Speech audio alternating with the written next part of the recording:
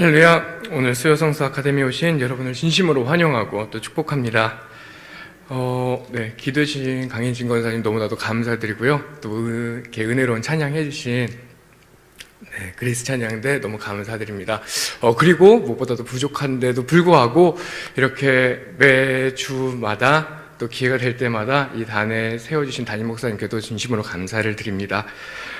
오늘은 성경 속 꿈 이야기 두 번째 시간으로 야곱의 꿈에 대해서 함께 나누게 될 텐데, 이 시간 저와 여러분 모두에게 예수 그리스도의 선하심이 경험되는 은혜가 있기를 간절히 소망합니다.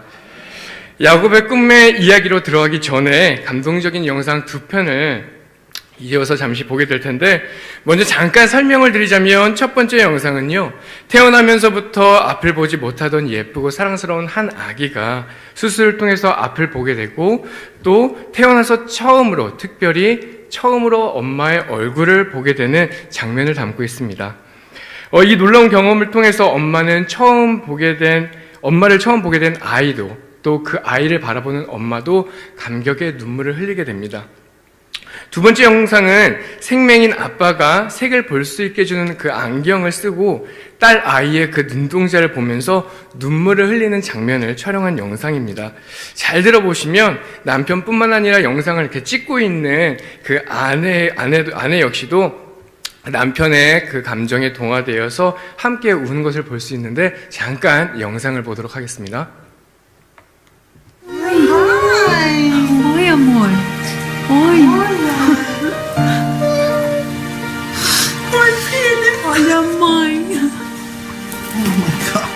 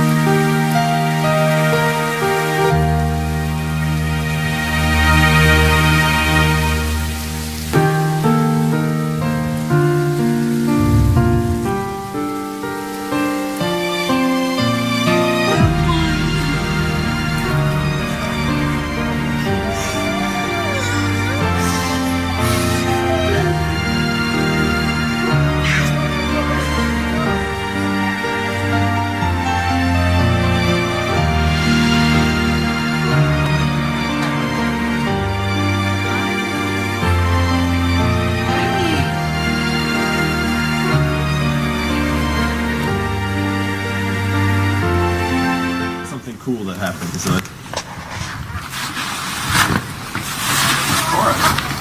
Inside. I know you want.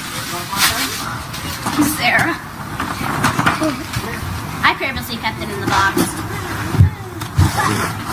Wait for the anticipation. And I hear there's a box inside of a box. A bag. I saw. To make it work Oh, for yep, it. box. No, Good box. I didn't even know that. I didn't know that. And then there should be in a bag inside the box. Yeah, and then a box inside that bag. It'd just be like endless. Almost not endless. I don't know. They put them in a case now. It's kind of hidden to it. You're welcome for making you work.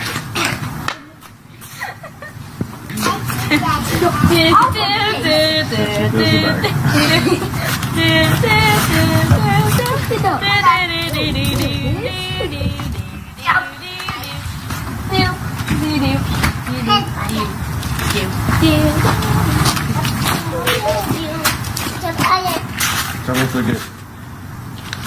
Are they good? Oh, you see, Kylo. Step in the water. Dad! Actually, it's navy blue. Navy blue. Is it really different? Aw. There's just flowers we got for him. Oh, they're all planted? No, we just put them there because it's winter. Look at your kids' eyes, Petey. They're so pretty.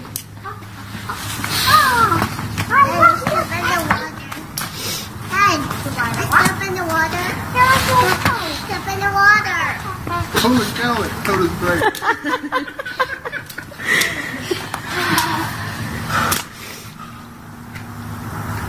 I'm gonna watch it. 이 영상에 나오는 사람들은 아주 놀라운 경험을 합니다. 한 아이는 처음으로 엄마의 얼굴을 보게 되었고, 한 남자는 처음으로 딸아이의 아름다운 눈이 무슨 색인지를 볼 수 있게 되었습니다. 이 놀라운 경험은 그들에게 잊지 못할 감동과 또 추억을 만들어 주었을 뿐만 아니라 주변 사람들에게도 역시 큰 감동을 줍니다.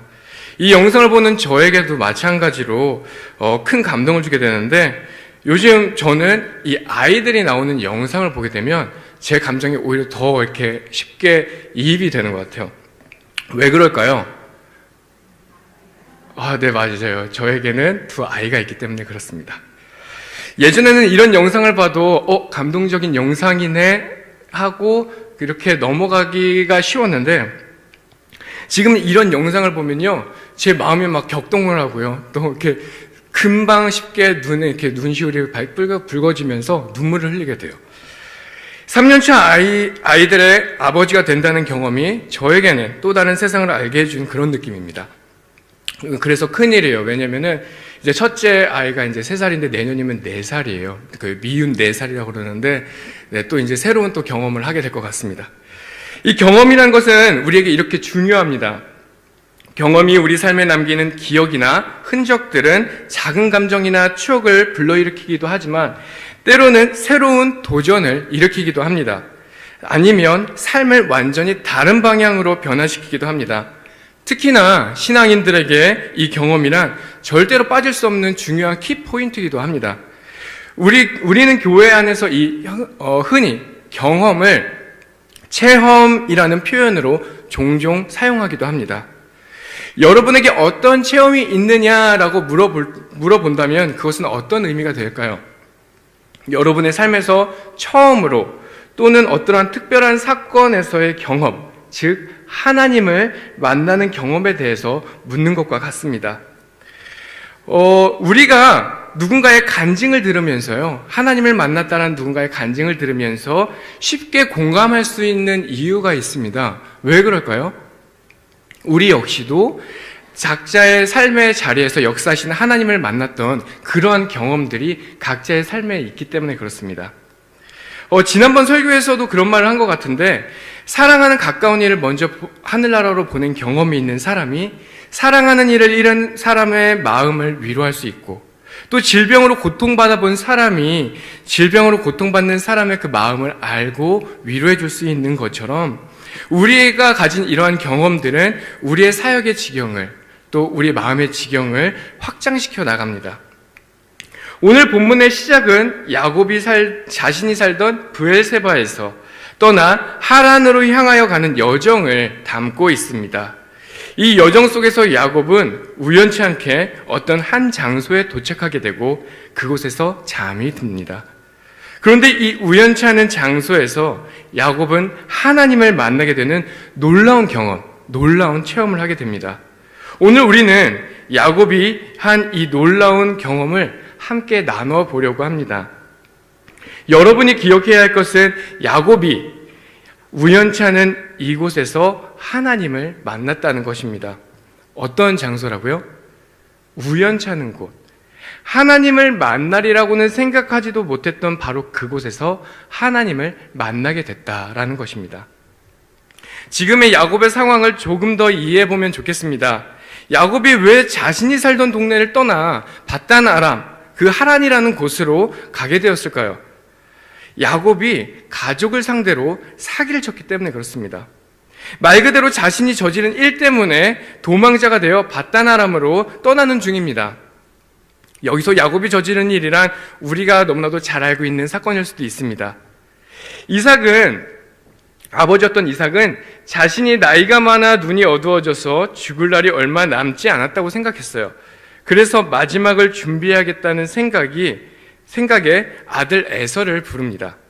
그리고 자신을 위해서 사냥을 해오고 그 고기로 음식을 만들어서 가지고 오면 내가 그 음식을 먹고 널 위해서 마음껏 축복해 주겠다라고 약속합니다.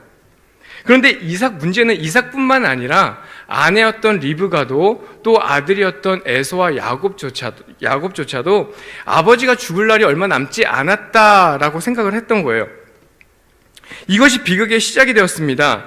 하나님의 계획이 아닌 인간적인 전략을 세우기 시작하는 거예요. 창세기 25장 23절에서 하나님의 약속은 분명 둘째 아들이었던 야곱에게로 향하고 있음에도 불구하고 리브가는 그 약속이 에서에게로 흘러갈까봐 걱정하기 시작합니다. 그래서 이삭의 모든 것을 감시하고 있다가 야곱을 에서로 위장시킵니다. 그리고 야곱도 마찬가지로 리브가의 말에 전적으로 따르게 되고 에서로 위장하여 아버지로부터 축복을 받아냅니다. 그런데 여러분, 이삭이 이렇게 곧 죽을지도 모르겠다고 말한 뒤에 얼마를 더 살았는지 아십니까? 거의 한 50년 정도를 더 살게 됩니다. 그래서 180세에 죽게 되는데 결국 사람의 걱정이 하나님의 계획보다 사람의 전략을 앞서게 만들고 결국은 가정이 판탄되는 결과를 나타내게 가져옵니다. 이 일로와 에서와 야곱의 관계는 오히려 남보다도 더 못한 관계가 되어버립니다. 에서의 심중에 아버지 이삭이 죽으면 바로 동생 야곱을 죽여버리겠다라는 결심까지 하게 됩니다. 야곱에 대한 마음이 이런데 그 어머니였던 리브가와는 그 사이에 얼마나 큰 구렁텅이를 만들었겠어요. 이삭의 가족은 산산조각이 나버렸습니다. 결국 리브가는 야곱을 자신의 친오빠가 있는 밧단 아람의 하란으로 보내기로 합니다. 리브가는 야곱을 하란으로 보내자고 이삭을 설득하고 이삭은 리브가의 말대로 야곱을 보내기로 결정합니다. 야곱 역시 형 에서로부터 죽임을 당할 것이 두려워서 그 즉시 브엘세바로 떠납니다. 밧담아람까지의 여정이 이렇게 시작이 되는 것입니다. 브엘세바에서 밧담아람까지는 대략 800km 정도 거리라고 합니다. 그 스페인의 많은 순례자들이 찾는다는 산티아고 순례길이라는 곳이 있습니다. 프랑스 남부 국경마을부터 시작해서 예수님의 12제자 중 한 명인 그 야고보 사도의 무덤이 있는 스페인 북서쪽 도시 산티아고까지 이렇게 이르는 여정인데 이 거리가 800km 정도 된다고 합니다. 이 거리는 하루에 한 25km에서 30km 정도 걷는다고 했을 때 30일에서 40일 정도 걸리는 이제 여정인데 연령에 상관없이 많은 순례자들이 찾는 코스라고도 합니다. 저 역시도 기회가 된다면 한 번쯤 가보고 싶은 곳인데 야곱은 혼자서 떠난 길이었고 또 도망자가 되어서 떠난 여정이기 때문에 여행으로 가는 것보다는 아마도 더 빠르게 도착하지 않았을까 생각이 됩니다. 오늘 본문 10절은 이렇게 해서 떠나는 야곱의 여정의 시작을 알려주고 있는데 야곱이 브엘세바에서 떠나 하란으로 향하여 가더니 그런데 밧담아람으로 떠나는 야곱의 여정은 어디로 가라라고 하는 하나님의 음성을 따라서 시작된 여정이 아니라 결정된 여정이 아니라 어머니 리브가의 계획과 야곱의 두려움이 만나서 시작되고 결정된 곳입니다. 그런 의미에서 야곱의 여정은 어찌 보면 우리의 여정과도 비슷해 보이기도 합니다. 우리는 하나님께 우리의 삶을 맡깁니다 라고 기도하면서도 매 순간 나만의 계획을 세우고 나를 위한 선택을 반복하고 있는 삶을 살고 있지는 않느냐라는 말입니다. 그렇게 형 에서에 대한 두려움에 야곱은 거의 이틀에서 3일 정도를 쫓기듯 달려갑니다. 그러다가 해질 무렵에 어떤 한 곳에 도착을 하게 됩니다. 야곱은 분명 이곳에서 어떤 일을 경험하게 될지 전혀 아무런 생각도 아무런 기대도 하지 못했을 것입니다. 그에게 지금 중요한 것은 형을 피해야 한다는 두려움 그리고 육체의 고됨 뿐이었습니다. 그리고는 돌 하나를 챙겨서 머리에 베고 잠에 듭니다.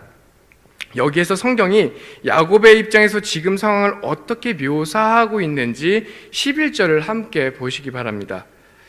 한 곳에서 이르러는 해가 진지라 거기서 유숙하려고 그곳에 한 돌을 가져다가 베개로 삼고 거기 누워 자더니. 야곱이 도착한 곳은 야곱에게 있어서 그냥 한 곳, 그곳, 거기 이런 의미일 뿐입니다. 돌도 마찬가지입니다. 피곤해서 누우려다 보니까 주변에 보니 거기에 베개로 쓸만한 평평한 한 돌이 있습니다. 그래서 그 돌을 머리에 베고 잠에 들었습니다.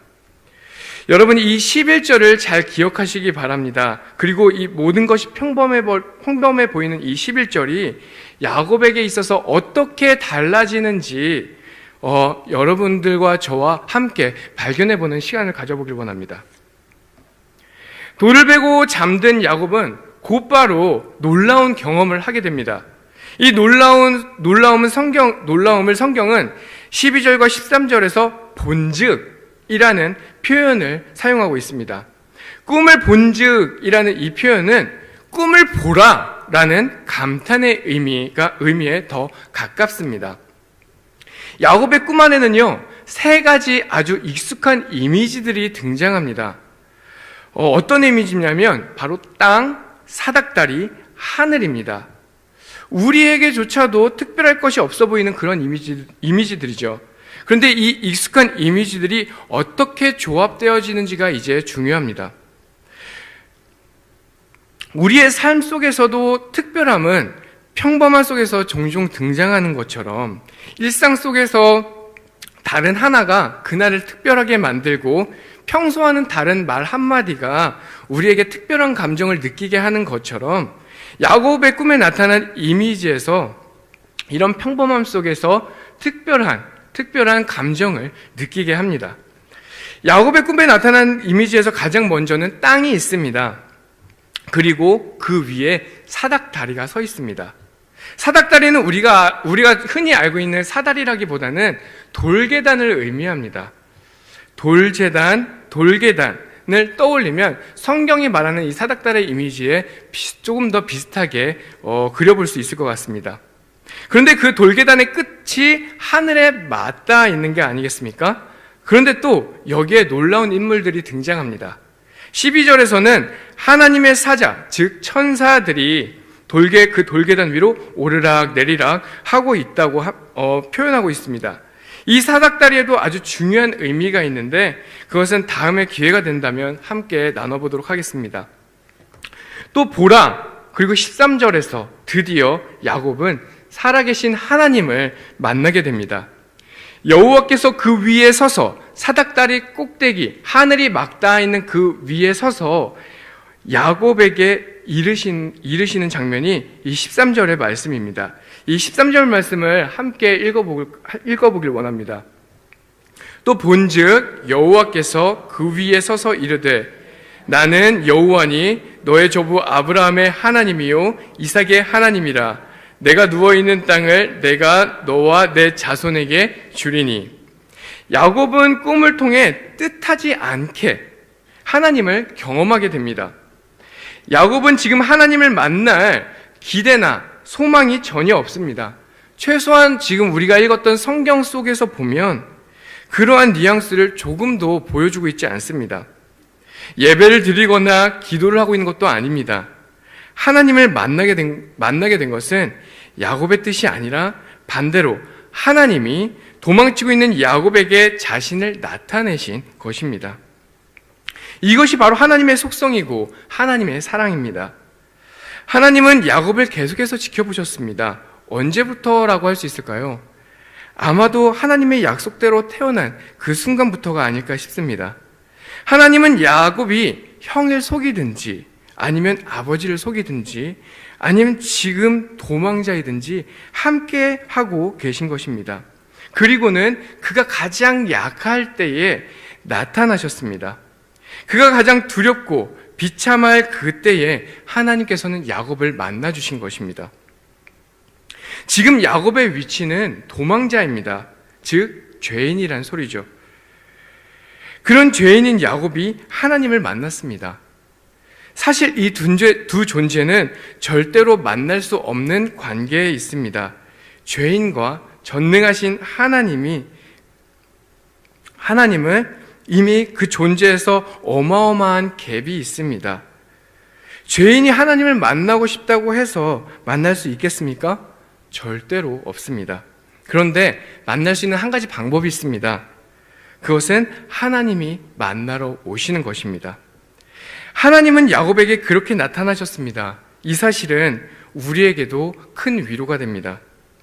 하나님이 우리를 만나주시는 것은, 이 땅에 오신 예수님이 우리 마음에 들어와 주시는 것은 우리의 선함이나 우리의 공로 때문이 아니라 오직 우리를 향한 그분의 사랑과 또 그분의 인자하심이라는 사실이 여전히 죄인으로 살아갈 수밖에 없는 우리에게 위로가 되어주시고 또 소망이 되어주시며 힘이 되어주시는 사실을 우리는 오늘 이 시간을 통해서도 발견할 수 있습니다.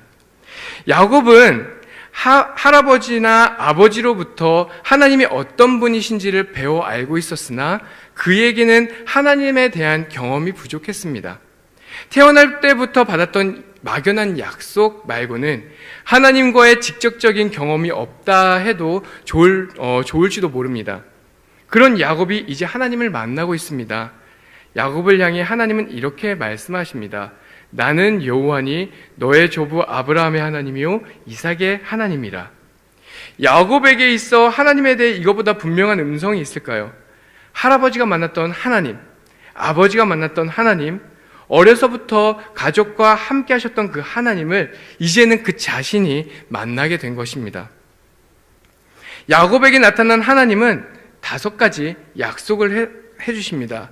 하나는 14절 전반부에서 내 자손이 땅의 티끌같이 되어 내가 서쪽과 동쪽과 북쪽과 남쪽으로 퍼져갈지며, 그 약속의 시간과 장소만 달라졌을 뿐 할아버지와 아버지에게 했던 것과 같은 자손의 번영을 하나님은 약속해 주고 계십니다. 두 번째는 아주 중요한 약속인데 14절 후반부에 나타나고 있습니다. 땅의 모든 족속이 너와 내 자손으로 말미암아 복을 받으리라. 여기서 복이란 무엇일까요? 아주 중요한 의미를 담고 있습니다. 지난주 김윤아 목사님께서 설교 시간에 말씀하셨던 것과도 같이 여기서 말하는 복은, 성경이 말하고자 하는 복은 단순히 물질적인 풍요나 개인이나 공동의 유익을 의미하지는 않습니다. 성경의 복은 신약으로까지 연결되어서 우리는 이해해야 합니다. 바로 이 땅에 오신 하나님, 성육신하신 예수 그리스도를 통한 구원의 역사, 이 역사로 말미암아 우리가 하나님의 백성이 될 수 있다는 이 사실이 우리에게 가장 큰 복이라는 것입니다. 그리고 이것이 성경이 말해주고 있는 복입니다. 하나님은 야곱에게 예수 그리스도가, 메시아가 야곱의 자손으로부터 나올 것이고 세상의 모든 족속이 그로 말미암아 구원을 받게 될 것이다 라는 예언과 약속을 동시에 말씀하고 있습니다. 15절에서는 이 나머지 3가지 약속이 이어지는데 한번 함께 읽어보길 원합니다. 내가 너와 함께 있어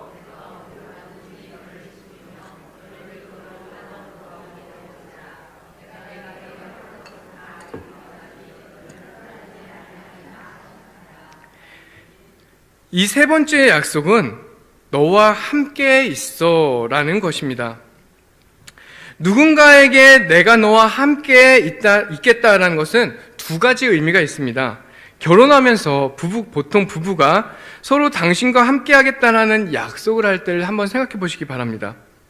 여기에는 행동을 함께 하겠다라는 의미도 있지만 행동뿐만 아니라 당신과 함께 모든 운명을 같이 하겠다라는 의미가 있습니다.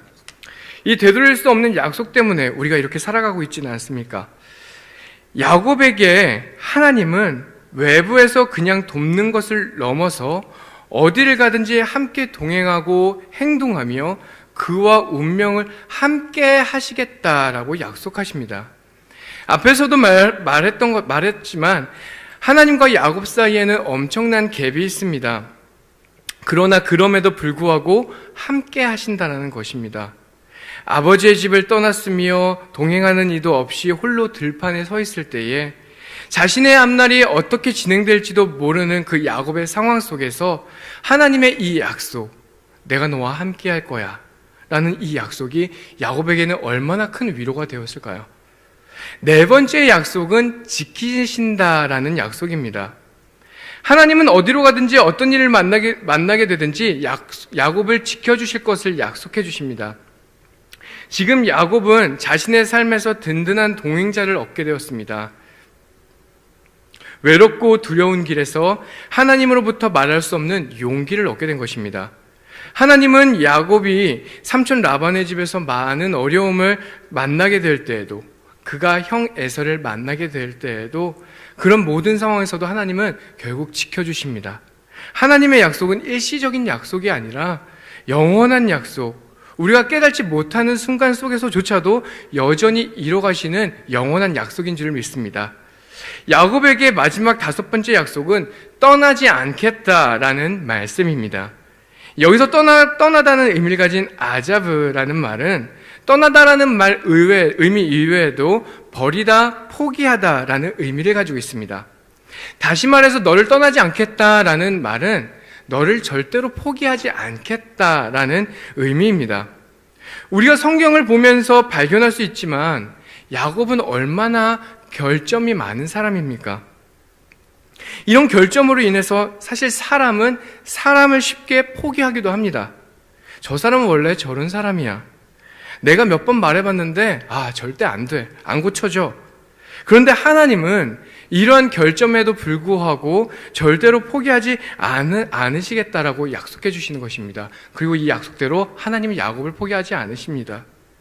이러한 약속은 약속의 땅을 앞에 둔 이스라엘 백성에게도 동일하게 적용됩니다.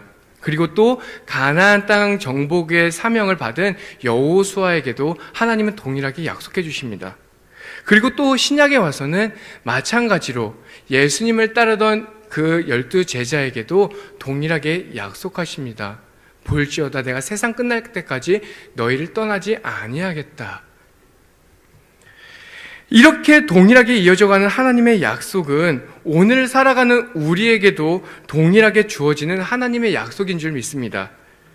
야곱에게 하신 하나님의 약속을 보면 우리가 기도하면서 또 신앙생활 속에서 고백하는 고백들, 나의 하나님은 나와 함께 하신다. 나를 지키신다. 또 나의 하나님은 나를 떠나지 않으신 분이야. 나의 가족과 영원히 함께 하시는 분이야. 라는 이 고백의 의미가, 구체적인 고백의 의미가 무엇인지를 오늘 이 시간을 통해서 다시 한번 점검해 보시고 살펴보는 시간이 되길 간절히 소망합니다.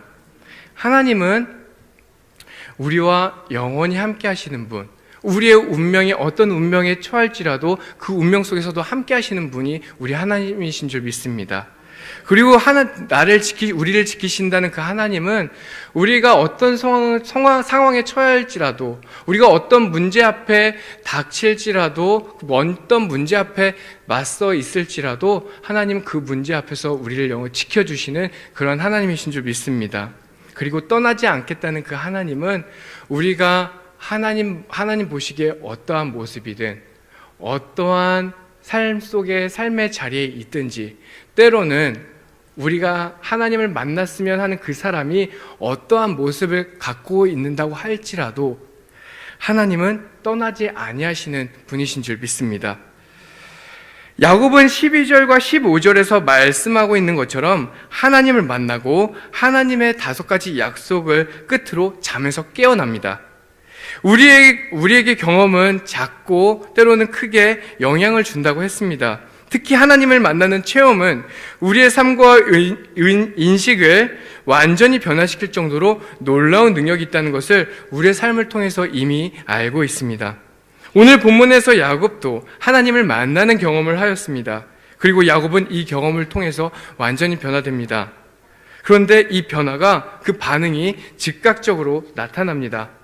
우리 16절에서 19절을 다 함께 읽어보도록 하겠습니다. 야곱이 잠에서 깨어 이르되 여호와께서 과연 여기 계시거늘 내가 알지 못하였도다.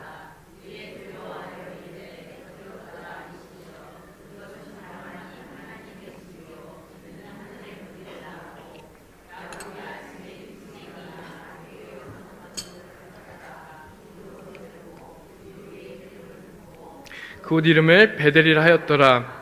이성의 옛 이름은 루스더라. 아멘.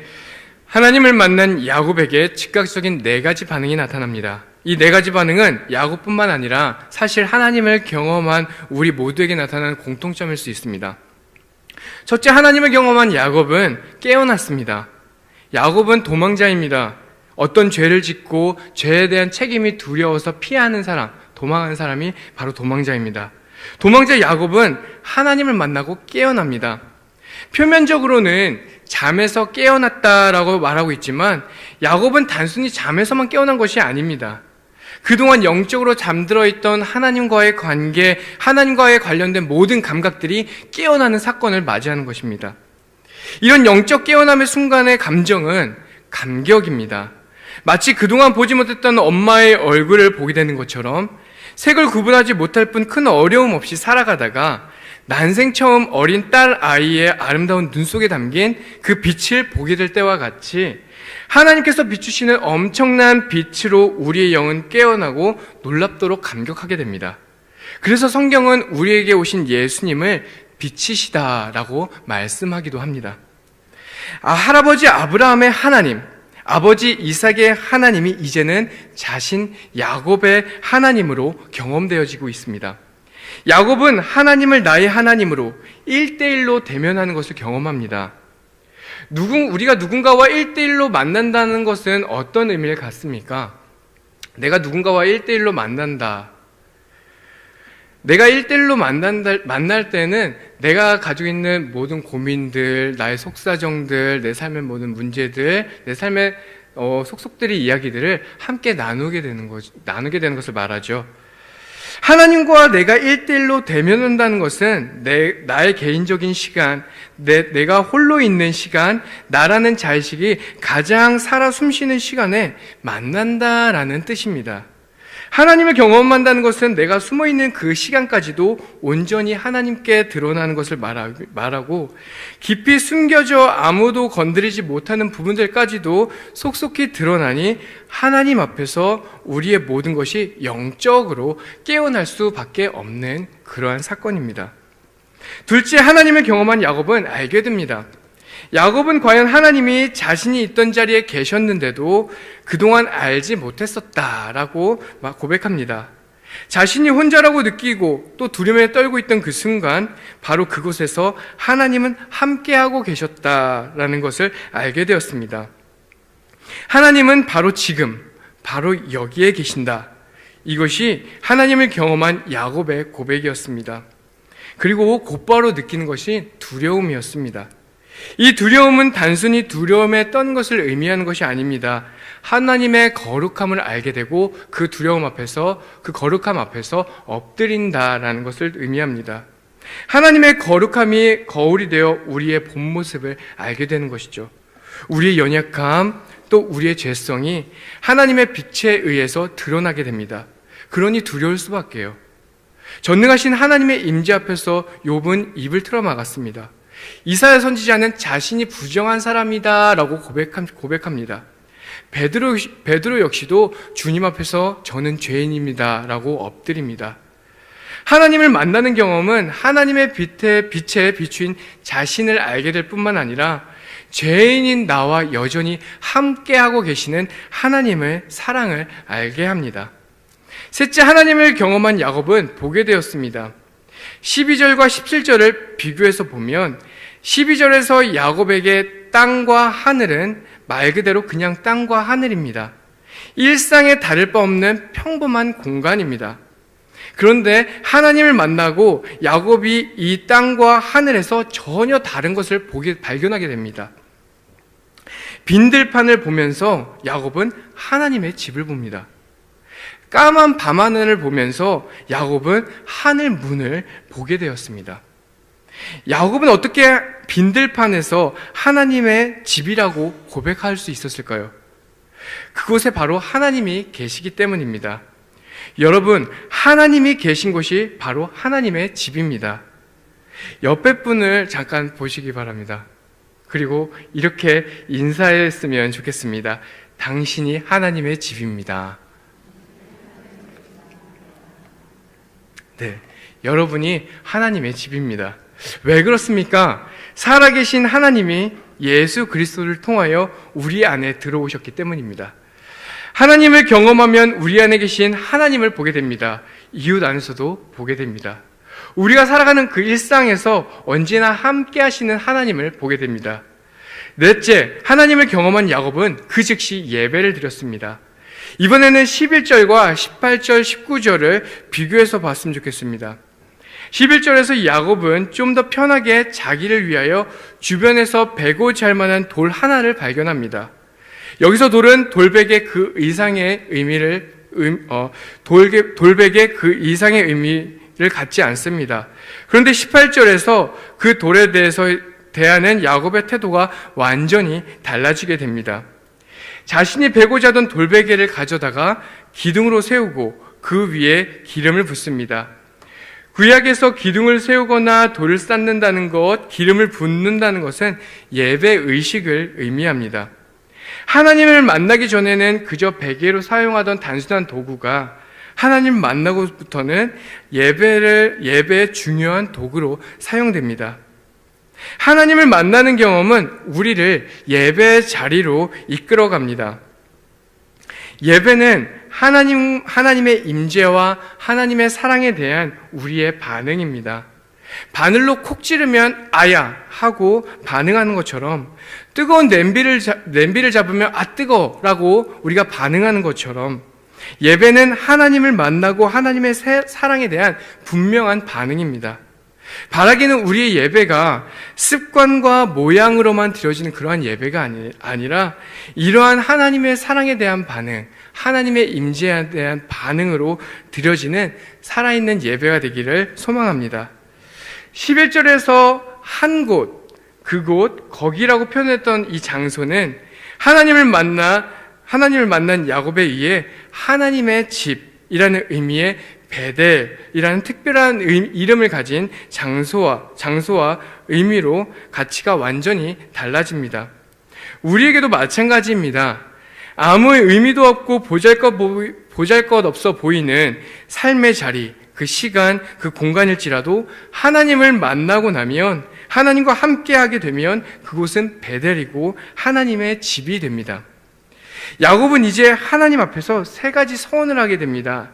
하나는 여호와를 자기 하나님으로 섬긴다는 것, 두 번째는 베델을 성소로 삼겠다는 것, 세 번째는 11조를 하나님께 드리겠다라는 서원입니다.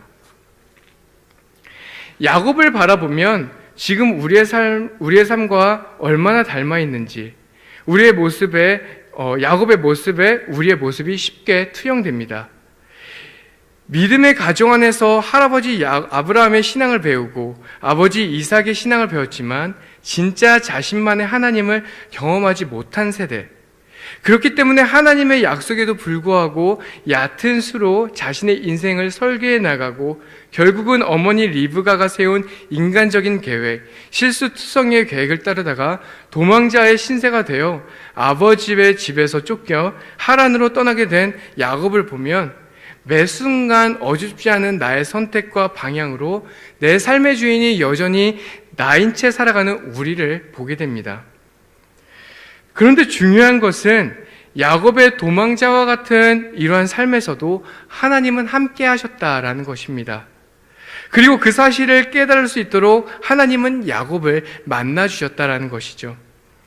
야곱의 관심이 하나님께 있지 아니할 때도, 하나님을 만날 만한 상황이 아님에도 하나님은 야곱을 만나 주셨습니다. 우리의 삶이 깔끔하게 정돈되어 있지 않다 할지라도, 혹은 오늘 내 생각대로만 살아가는 우리의 삶의 모습일지라도, 신앙인으로서 완성도 있는 삶을 살고 있지 않는다고 할지라도 하나님의 약속은 동일하게 우리에게 역사하고 있음을 기억하시기 바랍니다. 하나님은 우리의 삶 바로 그곳에 여전히 살아계십니다. 우리가 살펴본 창세기 28장 이후로도 야곱은 여전히 도망자의 삶을 살게 됩니다. 그러한 삶을 살아가는 야곱이지만 그는 이제 단순한 도망자가 아니라 하나님이 함께 하시고 하나님의 계획 안에 있는 도망자입니다. 우리 역시도 여전히 죄인입니다. 죄 앞에서, 세상 앞에서 여전히 연약하기 그지없는 죄인입니다. 그러나 그냥 죄인이 아닙니다. 예수 그리스도가 함께하는 죄인입니다. 예수님을 마음에 품고 살아가는 그러한 죄인이라는 것이죠. 그래서 우리는 죄인임에도 불구하고 죄인의 삶을 살지 않습니다. 죄로부터 자유한 삶, 해방된 삶을 살아갈 수 있는 것입니다. 야곱의 인간적인 계획이 하나님의 계획과 만나 그 속에서 역사를 이뤄갑니다.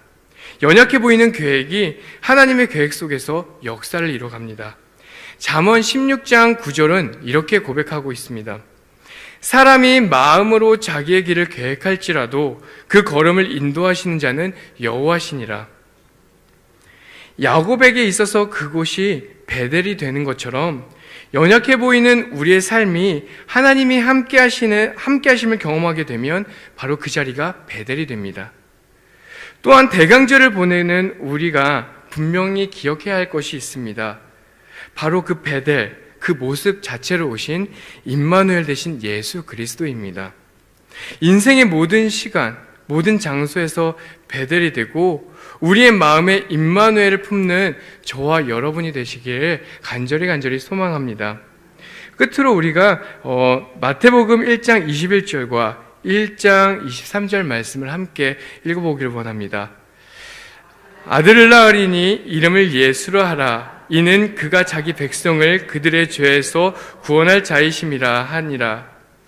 보라, 처녀가 잉태하여 아들을 낳을 것이요 그 이름을 임마누엘이라 하셨으니 이를 번역한즉 하나님이 우리와 함께 하시다 함이라. 아멘. 이 임마누엘 되시는 예수 그리스도께서 여러분의 마음 속에, 여러분의 삶 속에, 여러분의 가정 속에, 여러분의 일터 속에서 늘 항상 함께 하신다는 사실을 기억하며 그 힘으로, 그 능력으로 살아가시는 사랑하는 우리 불꽃교회 성도님들이 되시기를 간절히 소원합니다. 잠시 기도하겠습니다. 할렐루야. 지금도 살아 역사하시는 하나님, 살아 계시며 우리의 삶 속에 여전히 살아 계시는 하나님, 우리가 그 하나님 앞에 기도하며 그 하나님이 나의 삶의 주인이 되심을 고백하며 나아갑니다. 야곱의 삶에서 역사하셨던 그 하나님이 우리의 삶에서도 여전히 역사하여 주시고 그 약속이 나의 삶뿐만 아니라 우리의 가정과 우리의 일터에서도 이제 역사하게 될 줄 믿습니다. 그 믿음으로, 그 능력으로 또 예수 그리스도의 그 임재하심과 그 사랑의 능력으로 살아가는 귀한 불꽃교회 성도님들에게 되기를 주님의 이름 간절히 소망합니다. 주님, 이 시간 간절히 기도드리는 것은 이렇게 사랑하는 우리 불꽃교회 성도님들 하나님과 늘 항상 동행하며 그 동행함 속에서 승리함으로 살아가고 그 승리함 속에서 하나님의 임재하심을 날마다 경험하며 나아갈 수 있도록 주님 인도하여 주시옵소서. 이 모든 말씀 살아계시고 우리 가운데 함께 하시는 예수 그리스도의 이름으로 간절히 기도드립니다. 아멘.